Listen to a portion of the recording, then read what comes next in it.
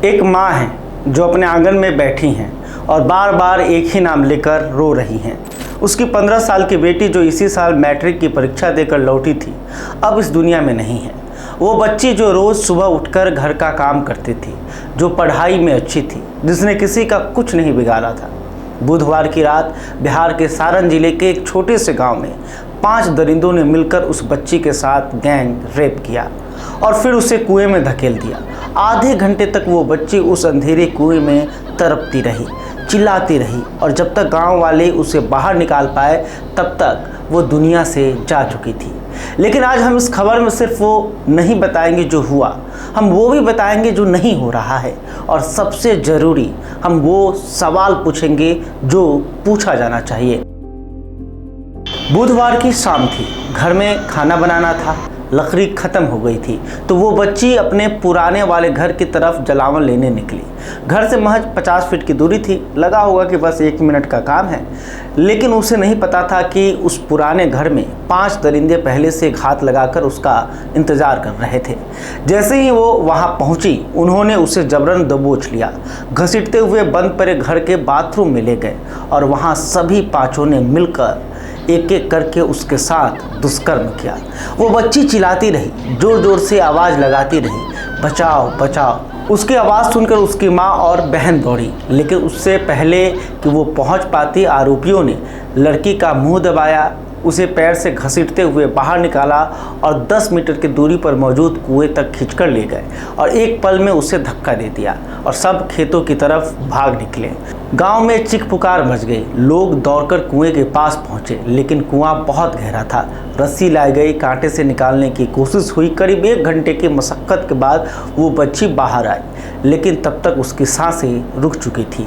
30 minute तक वो उस कुएं में तड़पती रही और कोई उसे बचा नहीं पाया। वो दृश्य देखकर वहाँ खड़े हर इंसान की आंखें भर आईं और उस माँ की चीख जो आज भी उस आंगन में गूंज रही है, वो सुनकर पत्थर दिल भी पिघल जाए। यह कोई अचानक की वारदात नहीं थी, इसकी नींव बहुत पहले से रखी जा रही थी और सबसे दर्दनाक बात यह है कि इसे रोका जा सकता था। मुख्य आरोपी पहले से उस लड़की को परेशान करता था। उसकी बहन और मृतका की बहन अच्छी दोस्त थीं, एक साथ पढ़ती थीं, एक दूसरे के घर आती जाती थीं। आरोपी ने इसी दोस्ती का फ़ायदा उठाया और लड़की के घर तक पहुंच बना ली। एक बार तो वो उसके घर में घुस गया था, धमकी दी थी कि वो उसके साथ ज़बरदस्ती करेगा, पूरे परिवार को जान से मार देगा। उस समय गाँव के लोगों ने उसे पकड़ा, पिटाई हुई, समझाकर छोड़ा गया, लेकिन तब भी उसने कहा था थाना कुछ नहीं करेगा, पुलिस कुछ नहीं करेगा, मेरे पास इतना पैसा है कि मैं सबको खरीद सकता हूं। और उसके बाद भी धमकियां बंद नहीं हुई। लड़की की बहन बताती है कि वो लगातार डराता रहा। छोटी बहन कहती है कि दीदी को पता था कि वो खतरे में है, लेकिन उन्हें यह नहीं पता था कि वो इस हद तक जाएगा। घटना घटी थी, वहाँ से पुराने घर पे गई थी। यहाँ पे घर पे सब कुछ ठीक था। 2:30 बजे के लम्ब से पुराने घर पे गई जलावन के लिए। उसको मतलब चारों तरफ से घेर लिया लोग, बाथरूम का गेट बंद करके बलात्कार करके चिल्लाने लगी, मुझे बचाओ मुझे बचाओ। तो सब घसीटते हुए, कुआं है घर के बगल में, उसमें डाल के वहाँ से फ़रार हो गया लोग। फ़रार होने के बाद जैसे हम लोग पहुँचे, वहाँ के आदमी को बुलाया, तब तक उसका डेथ हो गया रहता है। हाँ, लड़का पहले भी परेशान करता रहता पहले सिर्फ बोलता रहता था लोग इसका जान ले लेंगे, इसका जान ले लेंगे, बस। आखिर क्यों? आखिर ऐसा कुछ है ही नहीं ना, उससे कुछ विवाद नहीं, झगड़ा न लड़ाई कुछ नहीं है तो उसके। पहले भी परेशान करता था लड़की को? हाँ, परेशान करता था। फिर उसके बोला गया था कि उसके बाद सब कुछ मामला सेटल हो गया था। 1 साल तक सब कुछ सही था। फिर उसके सिर्फ बोलता था जान ले लेंगे, जान ले लेंगे, इसको मार डालेंगे, सिर्फ यही बोलता रहता था। कौन बोलता ये नहीं मालूम कि यही लोग 5 आदमी मिलकर बलात्कार करके इसको जान भी ले लिया लोग। मैं सरकार से ये मुझे इंसाफ दिलवाइए।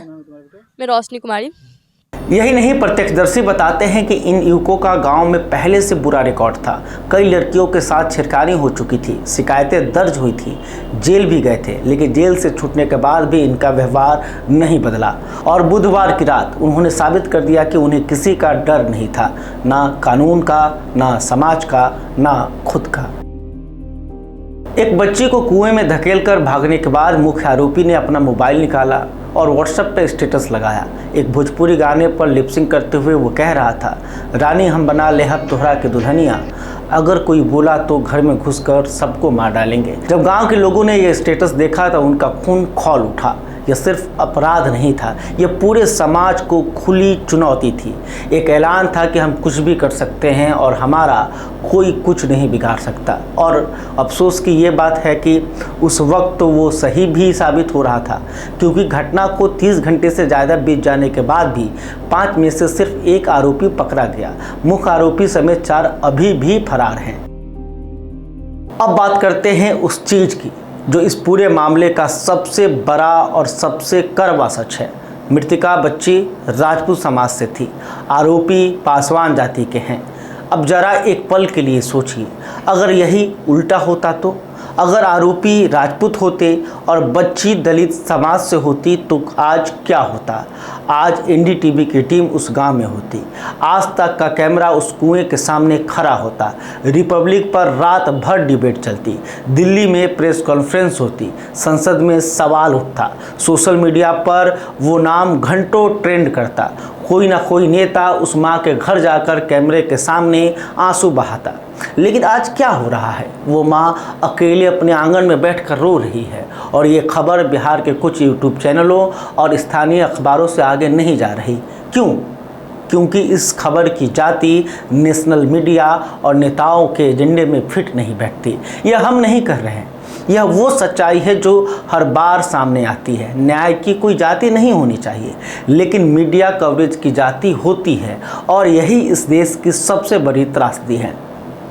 हम नहीं चाहते कि ये खबर किसी एक जाति की लड़ाई बने, हम चाहते हैं कि ये हर उस इंसान की लड़ाई बने जो मानता है कि एक 15 साल की बच्ची के साथ जो हुआ वो गलत था, जो मानता है कि अपराधी को जाति देखकर नहीं जुर्म देखकर सज़ा मिलनी चाहिए।